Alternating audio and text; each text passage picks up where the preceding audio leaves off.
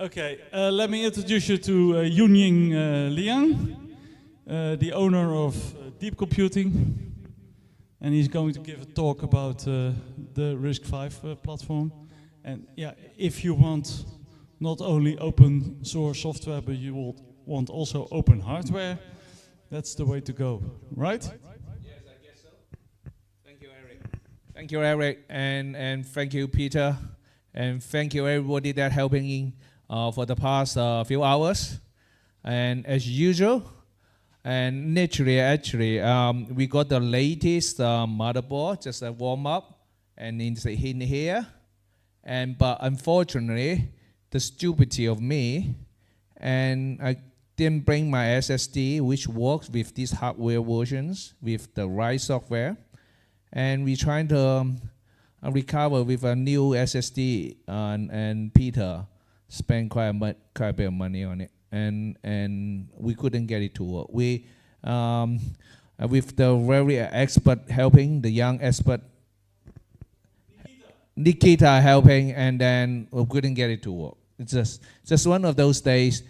Mass production hardware, you had to match with some dodgy software so that you get it to work. Okay, but anyway, and next month I think Eric should get the proper one, mass-produced one with everything working. So, and today I'm talking about RISC-V and tell about the progress. It's much more better than before. And I got to know you guys from Ubuntu Summit and then 2 years ago. And I will considerably saying that RISC-V got better and better. And of course, and the painful bit is that we don't make money still losing money.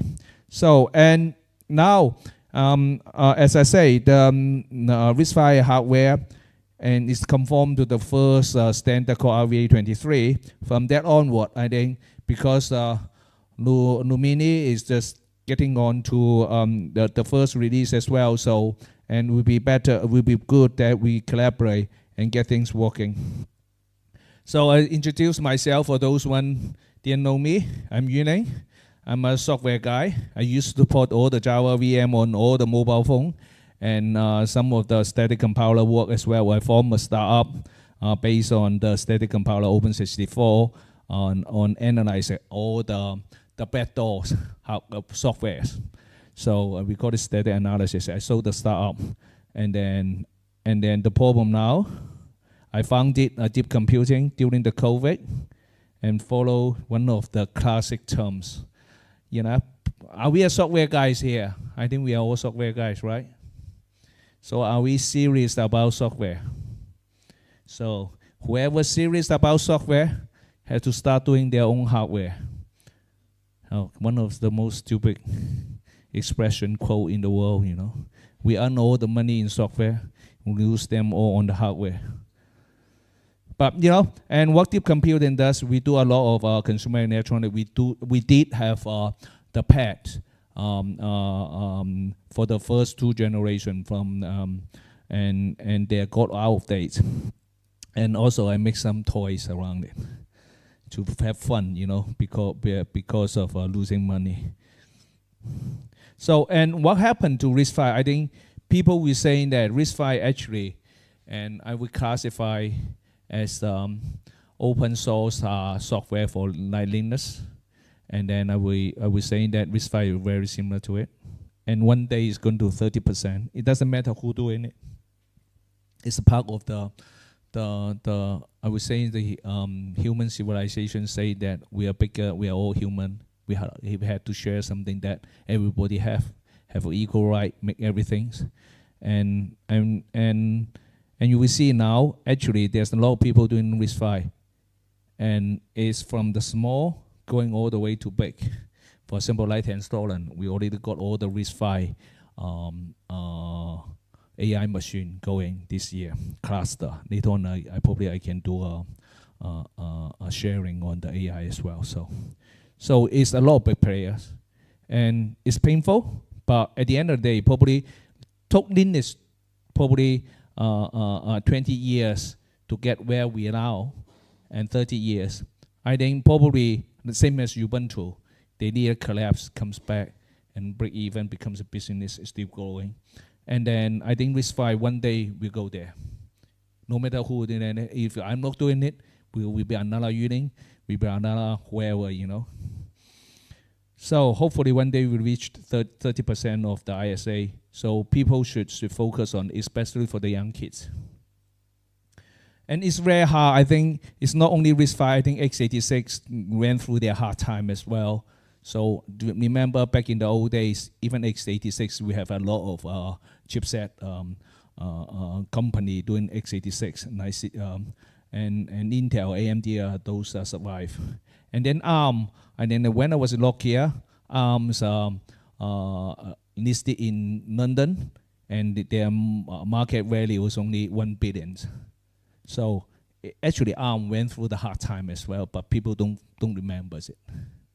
But RISC-V, I think RISC-V, and we're all saying that now on the AI, I think undoubtedly, I think we're all on AI. And anything we make the hardware will have AI TOPS. So for this one, the latest one, we still have 60 TOPS. So if your DDR is big enough, you can run a quite decent model on it. So, and I said before, you know, for the past 50 years, the x86 is driven by US. And then we look at the past 5 years, the past 10 years, the change of the world of the order is pretty bad, you know. People have strong, they start beating up people who's weak. And ARM is one of the lucky things that ARM is from Europe, but you will find that actually is still driven by the globally, I think especially US, like on the mobile side, on the Android, and then the manufacturing in China or Taiwan, and all they partly we call it semi-open, semi-closed, because ARM, you still, if you want to do ARM chipset, you have to license with ARM, which is difficult for university or school. And RISC-V is one of those funny things I would say. It is funded by US defense. And David Patterson founded the foundation, and I think they, under the long arm of US, they decided to move it to Europe. So the foundation, RISC-V International, the standard is under Europe country in Switzerland. So, and because of geopolitics, I think it's driven by Asia. I think Europe is catching up, and we look forward to some of the SoC coming out from Europe. And actually, it's very open. It's open standard. It's going to become an ISO open standard. It no longer belongs to anyone. It's belongs to everyone's. So whoever wants to do a CPU now, and especially on FPGA, you can just license it and get some open source code, and with the FPGA manufacturing support on the DDR or PCIe, you should be able to get a decent CPU out without licensing anyone. So that is the good thing. But actually, how do we make RISC-V successful? It's very difficult. At the moment, it's all chicken and egg. I think for most of the startup or even the software, it's all chicken and egg. For example, like Ubuntu Touch, it needs the hardware needs the software, right? And then needs the applications. Always like that, chicken and egg. So we find it out, and why actually I trying to sell my compiler to those RISC-V SoC manufacturers. They said, my chip is not selling well. Can you help me to sell some chip before I buy your compiler? And then I said, okay. So that's why I start making hardware of RISC-V, just helping them. So it's very difficult for hardware. So from IP SoC becomes our making the product, and then you have a hardware product.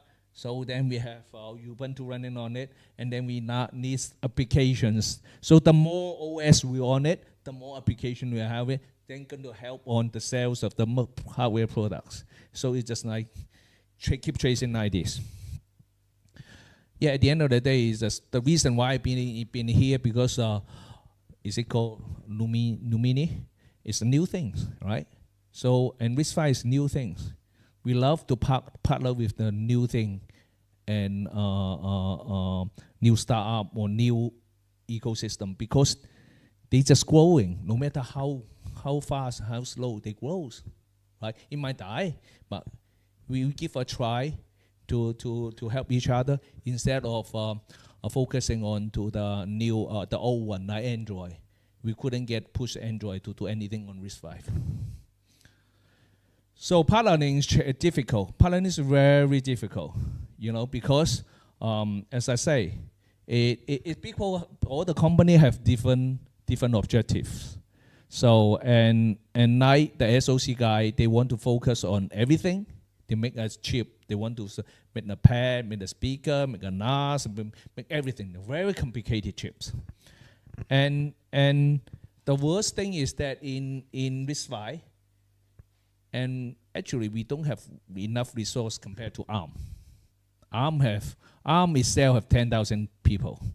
Qualcomm have 100,000, right? MTK another 100,000. And then the mobile company another 100,000. So RISC-V, the whole ecosystem, probably not even 10,000. So it's very resource strained. But we for example, now this is the roadmap we've gone through. So we partner, we make them RISC-V board. We partner the whole SoC ecosystem closely. We tell them what's wrong, what's the market, why I don't like this, and we iterated them. Then, for example, after we make the motherboard, the reason I partner with Framework because I don't want to make my own laptop anymore because it's too difficult. I have a limited resources. I only have 20, 30, or 40 people. I could not make everything myself. Then I focus on my main board and then partner with Framework. And then we push the kernel upstream. You can see this one. This the latest K3, and it is good that it is first they already start doing upstreaming before the chip is announced. So it's better than ARM in terms of upstreaming. And then same, once we're upstreaming, Ubuntu will take it, build it, instead of people using vendor kernels. So that is the ecosystem we partner in every cycles. So this is the history of deep computing. We used to make our own laptops. So this version is crazily expensive. This is $5,000. We made 100 of them. So it might end up going to all the museums. I put one of those museums in UK's museum, computer museum in Milton Keynes in UK. So, and we made the second one. This significantly 10 times cheaper. At that time, the DDR is still cheap. And then we also make some tablet to see how quick we can make a tablet from based on the laptops. So it's pretty quick. So usually take us 4 months to mass produce a laptop, and to tablet probably takes 6 weeks. So from here to here is 6 weeks. So and I think Ubuntu Touch or Lomiri can go on to that. It's very easy to make for us, easy to make a tablet. The problem with tablet is that why we're not making it, because the margin is so low, and you cannot cover the whole NRE. So, but I think and we might think about doing a tablet based on the laptop motherboard, but slightly thicker, right? Slightly thicker. Then do a Kickstarter. Then we can reduce the cost. So it runs Ubuntu and Fedora as well. So, and the most notable thing is that after I make all these laptop and tablet, I find it hard to make everything myself. And then we decided to partner with Framework.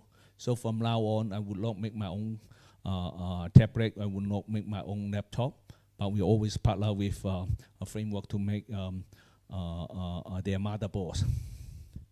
And the good thing about Framework is just, it's slightly more expensive when you first buy it, but when you, by the time in 10 years, you keep upgrading it, and you just need to update the motherboard, and everything else you can fix it yourself if something doesn't work. And it's very affordable, and it's good for Europe, I would say. And also, and you can partner into the ecosystem. For example, here is the Framework have a park here that's designed by our junior intern. So he designed the park, and then the little intern probably earn more money than I do. He said thousands of these. And that's the core, we call it open hardware ecosystem, and everybody can benefit of it. So, and back in January last year, we make the first version based on the old chips. And then around 9 months, we mass produce another one. It's the A core. It's with FlipTop's AI. And the only thing they're not good is that they don't have a vectorized instruction. So the performance isn't great, but it have a MPU inside. And it was good with 64-kit LPDDR when the DDR is cheap. Okay, so we announced this motherboard back in Boston and PSS, and then we managed to get it mass produced shipping and in next month. And before we was planning at least 6 weeks more faster. And because the chip is so complicated, we still have a problem. The SoC manufacturer still have a problem with the low power, so we delayed it for 6 weeks. Otherwise, it would long shipping. But now the problem is that the DDR is very expensive. It's hugely expensive. So we did get everything working back in the lab before I come here. Actually, I played it with my SSD, but sorry, one of those things, I was rushed when I back from the US and come down here. I forgot my SSD and at home when I back home. So it runs everything on the whole Lomiri stuff. So, and it's pretty good. And the performance of the chip is literally probably I would say it is faster than the hardware-wise. It's faster than the Raspberry Pi 5. So if anything is slower, it's software problem. So help us to fix the software problem. So we even tried VS Code on it as well. So the only thing what I get from today's communities, I like the logo. So I decided, DeepComputing needs a logo. Right? How good is that? So that will be probably when I reach 60, or might be that size. I want to see you in a suit. I think very soon, very soon. I think I tried it in the. I can give you an address in India where I can make a suit for you. Good, definitely do it. So it's mimic the future. I find it I like this so much, man. And you can see it's all about AI. I think AI is coming, really definitely coming. So, and I like this, so cute. So it does look like penguins. So RISC-V does work on penguin, probably the best, because the open standard. So we have V on it. So perfect. So that's definitely the biggest part. So, and as I say, we do have things here, but this is pre-mass production board, so shit knows a problem, man.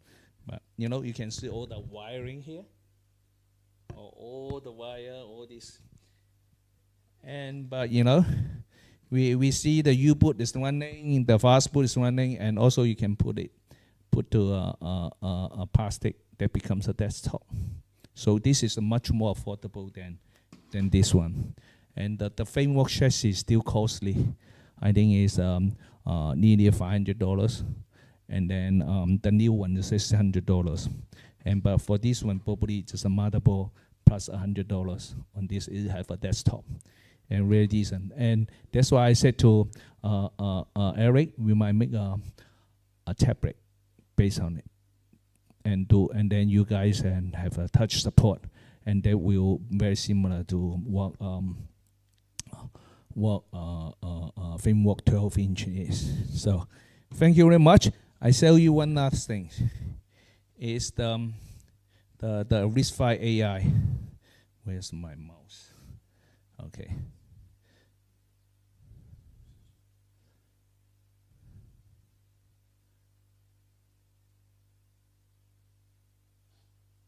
What happened to it?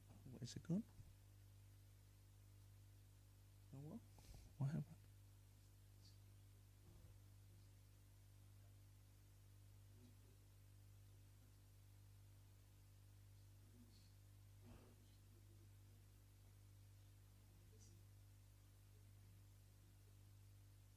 so actually this is pretty good now. This I think we partner with Tensor quite a lot, and let's open the chat here. So and Tensor announced their RISC-V based AI accelerator, and so and 2 weeks ago, so they wiring up 16, I think, yeah, if I'm not wrong, 16 server together to act as one computer, and then one big models. So see whether he knows you guys.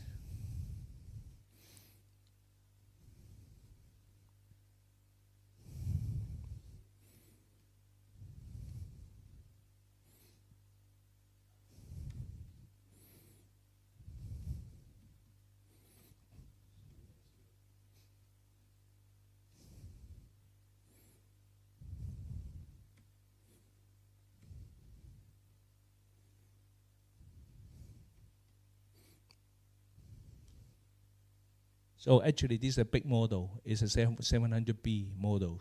So the speed, I was saying that is faster than me working on the Gemini. Can you see? It's zoom. So basically, I would say that, and sooner or later, I think most of people going to have their own private data centers because the speed of it and deploy all the open source model, the speed of it is much more faster than Gemini. So based on all the open source model. So is it correct? I don't know.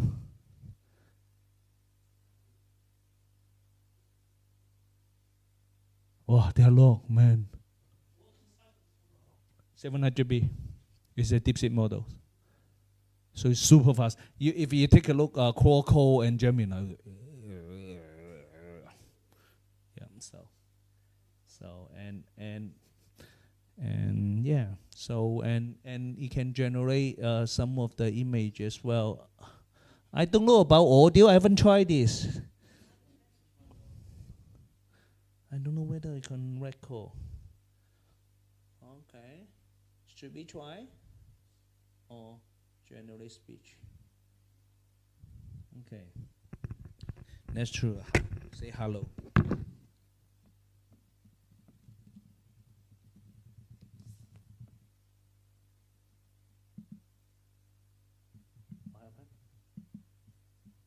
Very fast, isn't it? Hello, Lomiri. So actually, it's lightning fast because the cluster they have got is one server of 32 chips, and then 16 of them. There's near 200 chips together. So it's lightning fast. This will not looks like one. So that's all RISC-V based. So it is one of those, I would say in RISC-V go with AI, and then coming back to the edge from the server side, coming back to the edge side. I think we definitely, we have something fun to play with. Good. Thank you very much. Thank you, Eric, for all the time. I promise you, next one we're going to have a pop-on Lomiri running.